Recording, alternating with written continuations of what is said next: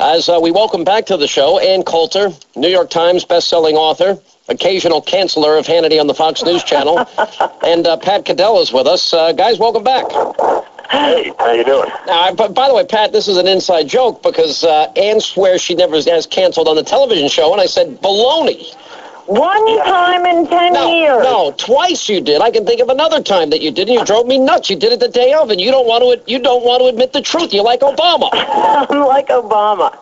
Oh, anyway, but you remember the one time with that snotty little, producer friend of yours out in Los Angeles. It's a horrible memory, and I didn't do it to balance my schedule. Yeah, okay, well, whatever. It's excuses. But anyway, Ann's going to be on TV tonight. Pat, how are you, my friend? Good, pal. How you doing? By the way, who'd you vote for in the last election? I don't remember. Was that an election? I don't remember. No, you voted for Obama, and you're the only person I know. I don't understand why you have this reluctance and there's resistance. Because I believe in the secret ballots. It's secret. I voted for John McCain and Governor Palin. I voted for Governor Palin. Okay, so there you go. She voted for Governor Palin. I'm exercising my rights. I'm not speaking. All right. You're never going to know. No. You know what? I do know, and I do know that you voted for Obama, and I do know that, like a lot of liberals, you're afraid to admit that you're liberal. And I don't get because I'm not afraid to admit I'm a liberal. I'm a real liberal. I'm also a real Democrat. That distinguishes me from many of the people you know. Well, that's true. All right, so what are we going to do now that North Korea is transporting nuclear material? What are we going to do now that they're threatening to wipe America off the map? I guess nothing. Well, if you follow the American people, they're telling you you better take some very strong action because the American people are convinced that they are in fact going to, as soon as they can attack us or the South Koreans are going to do it.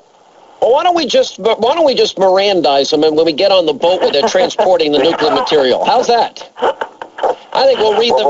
We don't do that. We don't Mirandize our terrorists. You know that. No, okay. We wouldn't do that. No. You're just reading. If the president told you, you just don't listen, Sean. You see, I'm never allow that to happen. I'm a rabble-rousing right winger, and I'm just, I must be reading the newspapers, and probably the New York Times got it wrong, Coulter. This is a bad dream, right? I wish it were. No, unfortunately, everything Obama is doing is completely consistent with Democratic foreign policy, which is to treat our enemies as friends and our friends as enemies, and they always have long, complicated explanations for why we can't fight communism here and there. Because the Soviet Union's a paranoid regime. And now we can't support the freedom-supporting protesters in Iran because, if America throws its hand in, I don't know what parade of horribles they think will flow from that. The protesters will suddenly realize that the world supports them, and including the great Satan, and change their minds. They just have these complicated, sophistical explanations for always doing the wrong thing. Ann, how did you miss this week? Didn't you see the president yesterday? I mean, I want you to ignore last week, but I know the people who went out on a limb and said, oh, my God, they can't say anything because if we did, we have to be very careful. Now, he threw all those people under the bus yesterday, but that's precisely what I'm writing about this week. What's in front of you, not the man behind you. That's precisely what I'm writing about this week. I mean, this finally gives the lie to all of the Obama flacks.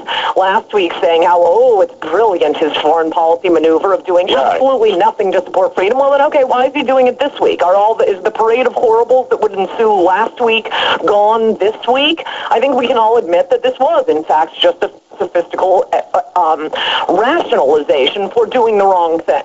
Well, there's more. I think this goes a little bit deeper. Let me ask Pat, and then we'll get Ann's take on this, because look, if he had decided to make a more definitive statement about the brutality that was predictably about to be unleashed against the Iranian people, the problem was, I think he gave this, verbal wink and nod to the regime, in which he's, by the way, resulted in the predictable bloodshed. And the problem is Obama has not been condemning them in any serious way. He's not been a leader. Even Europe has been far more outspoken than we have been. He's not been forceful. He sits on the sidelines, and I guess, he basically follows, his predictable career path of voting present.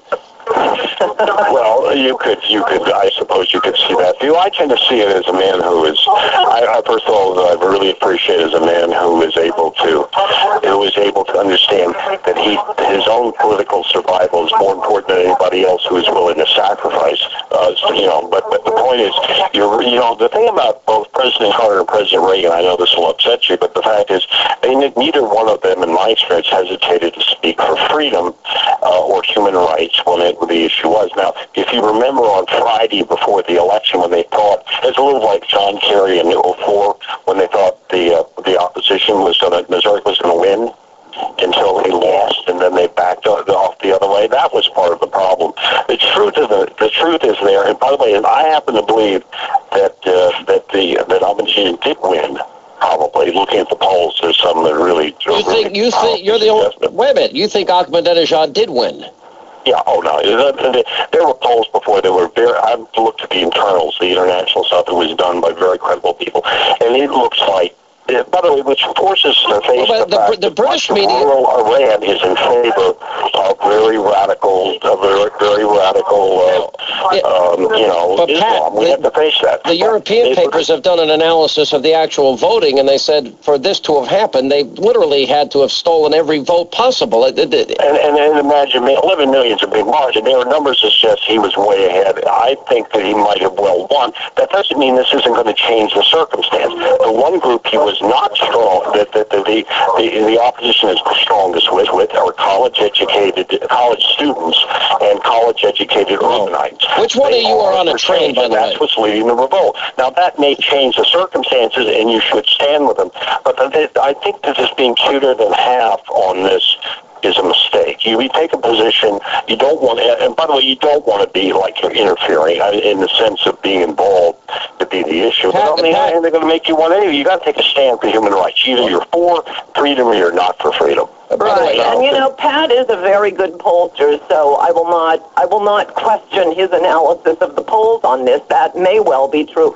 One thing I will say that it is a broader point that suggests it may not have been true before, and it may very well not be true if they held another election today, is that about 70% of the population is 30 years or younger. And as Pat just said, and what is overwhelming, is that young people, especially in Iran, throughout the Middle East, but especially young people and obviously women for obvious reasons, are strong supporters of American-style freedom and